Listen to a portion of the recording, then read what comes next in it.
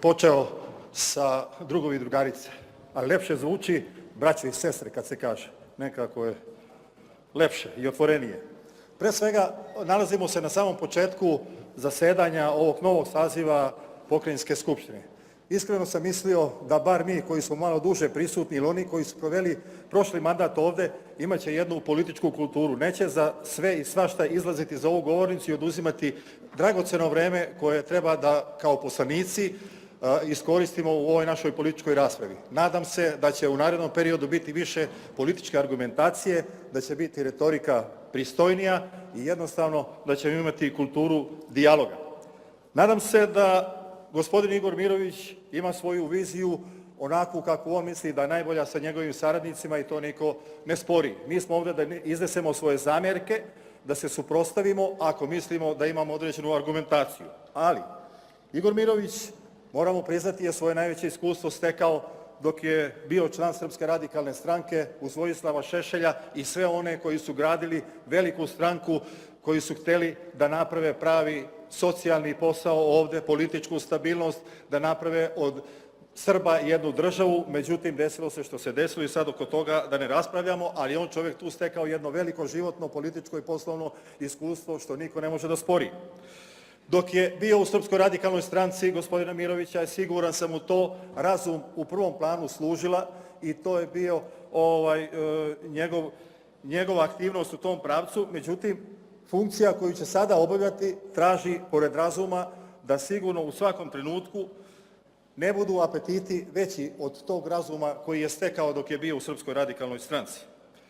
Mi na prostoru autonomne pokrajine Vojvodine, ili kako lepše zvuči, severnog dela Srbije, imamo šta da stavimo u lonac, to smo videli u ekspozeu ili lepše rečeno našim rečnikom u planu i programu mandatara, odnosno verovatno budućeg predsjednika pokrajinske vlade, ali je činjenica, gospodine Miroviću, da ne vidosmo recept kako to sve da se spremi.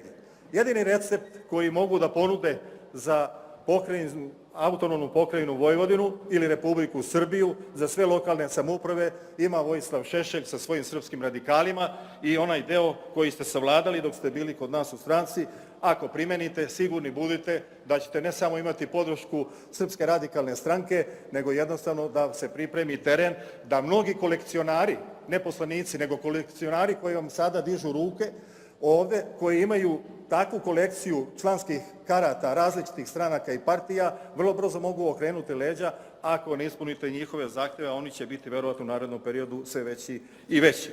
Naravno, ne moramo biti ni pristalice onoga da odlaze loši, a dolaze dobri. Tu moramo biti obazrivi, spremni na sve, a na kraju krajeva istorija će pokazati ko je bio loš, a ko je dobar u datom trenutku. Jednostavno, svaka ozbiljna i odgovorna vlast mora da shvati ovu vrstu kritike i da shvati da opozicija nikako nije zločasta, da nije zlo koje se nadvilo nad njima. Opozicija svojim delovanjem u onoj meri u kojoj to može sebe želi da preporuči sutra kao vladajuću stranku, kao snagu koja može da ponese teret obaveza kada u pitanje funkcionisanje jednog ovakvog teritorijalnog nivoa, jedne teritorijalne celine kao što je autonomna pokrajina Vojvodina. Naravno, mi srpski radikali smo pokazali da se dobro snalazimo u vremenu, da jednostavno s vremenom sve dobijamo, da smo imali u prošlom sazivu 5 poslanika ovde, da smo sad došli na 10. Ko zna sutra kako će to ići, možda mnogo žešće od onih 20, 30 i tako dalje.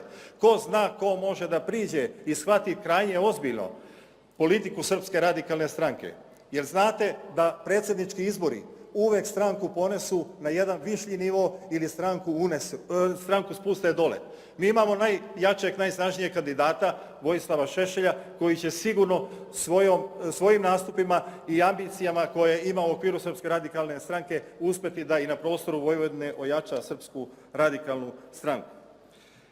Ne tražimo mi od ove vlade koja će biti formirana evo danas, na čijem čelu će biti Igor Mirović, gospodin Igor Mirović, da pobedi korupciju ili da na ovo zdanje gleda kao na crkvu.